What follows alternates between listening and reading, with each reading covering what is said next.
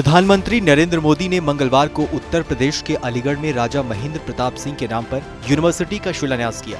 उत्तर प्रदेश की योगी आदित्यनाथ सरकार ने ठीक 2 साल पहले अलीगढ़ में राजा महेंद्र प्रताप सिंह के नाम पर स्टेट लेवल यूनिवर्सिटी खोलने का ऐलान किया था, जिसकी नींव प्रधानमंत्री ने आज रख दी है। इस शिलान्यास के बहाने प्रधानमंत्री ने यूपी में चुनाव का बिगुल फूंक दिया है। प्रधानमंत्री ने कहा कि 20वीं सदी की गलतियों को आज 21वीं सदी में सुधारने की जरूरत है। उन्होंने कहा कि राजा सुहेलदेव हो या फिर राजा महेंद्र प्रताप सिंह, उन्हें भुला दिया गया है। आज हम नई पीढ़ी को उनसे परिचित करा रहे हैं। प्रधानमंत्री नरेंद्र मोदी ने यूनिवर्सिटी के शिलान्यास कार्यक्रम के दौरान अपनी सरकार की उपलब्धियां गिनाई तो लगे हाथ विपक्ष पर हमले का मौका भी नहीं चुके। उन्होंने कहा कि 2017 के पहले वेस्ट यूपी से लोगों को पलायन करना पड़ा था, लेकिन अब गुंडे माफिया सलाखों के पीछे हैं। माना जा रहा है कि जाट राजा महेंद्र प्रताप सिंह के नाम पर यूनिवर्सिटी की आधारशिला रखकर बीजेपी ने जाट वोटरों को लुभाने की बड़ी कोशिश की है। लेकिन जिस राजा महेंद्र प्रताप सिंह के नाम पर ये यूनिवर्सिटी बन रही है, उनके बारे में लोग ज्यादा नहीं जानते हैं कि आखिर वो कौन थे और उन्होंने भारत के लिए क्या योगदान दिया है। दरअसल महेंद्र प्रताप सिंह पश्चिमी उत्तर प्रदेश के हाथरस जिले के मुरासान रियासत के राजा थे। उनका जन्म साल 1886 में उत्तर प्रदेश के हाथरस में हुआ था।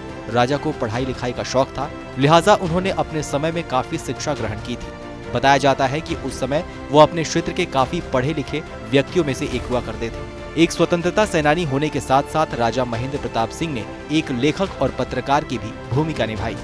आपको जानकर हैरानी होगी कि महेंद्र प्रताप सिंह पहले विश्व युद्ध के समय में अफगानिस्तान गए थे और वहां जाकर उन्होंने भारत की पहली निर्वासित सरकार का गठन किया था। राजा महेंद्र प्रताप सिंह ने 1 दिसंबर 1915 को अफगानिस्तान में पहली निर्वासित सरकार का ऐलान किया था। इतना ही नहीं, अफगानिस्तान में भारत की पहली निर्वासित सरकार के राष्ट्रपति भी वो खुद ही बने थे। बताया जाता है कि राजा महेंद्र प्रताप सिंह ने भी अपने जीवन में ठीक वही काम किए थे जो काम नेताजी सुभाष चंद्र बोस ने किया था। काम के नजरिए से देखा जाए तो महेंद्र प्रताप सिंह और नेताजी सुभाष चंद्र बोस में काफी समानताएं हैं। हालांकि नेताजी कांग्रेस पार्टी के सदस्य थे, लेकिन महेंद्र प्रताप सिंह आधिकारिक रूप से कांग्रेस में शामिल नहीं हुए थे। राजा महेंद्र प्रताप सिंह करीब 32 साल तक भारत से बाहर रहे और देश को आजादी दिलाने के लिए अपने स्तर पर खूब प्रयास किए। उन्होंने आजादी के लिए जर्मनी, रूस और जापान से मदद की गुहार भी लगाई, लेकिन इन देशों ने उनकी कोई मदद नहीं की। देश की आजादी से ठीक पहले यानी कि साल 1946 में महेंद्र प्रताप सिंह भारत लौट आए। भारत लौटने के साथ उन्होंने वर्धा में महात्मा गांधी के साथ मुलाकात की, जिसके बाद उन्होंने कांग्रेस पार्टी में अपनी जगह बनाने की कोशिश भी की, लेकिन उस दौर में कांग्रेस पार्टी में उन्हें कोई खास तवज्जो नहीं मिल सकी। हालांकि वे देश को आजादी मिलने के बाद भी राजनीति में एक्टिव रहे, लेकिन उनको कोई बड़ी जिम्मेदारी नहीं सौंपी गई। बहरहाल, आपको हमारी जानकारी कैसी लगी हमें कमेंट सेक्शन में लिखकर जरूर बताइए। बाकी देश और दुनिया की अन्य बड़ी खबरों के लिए सब्सक्राइब करें TV9 भारतवर्ष।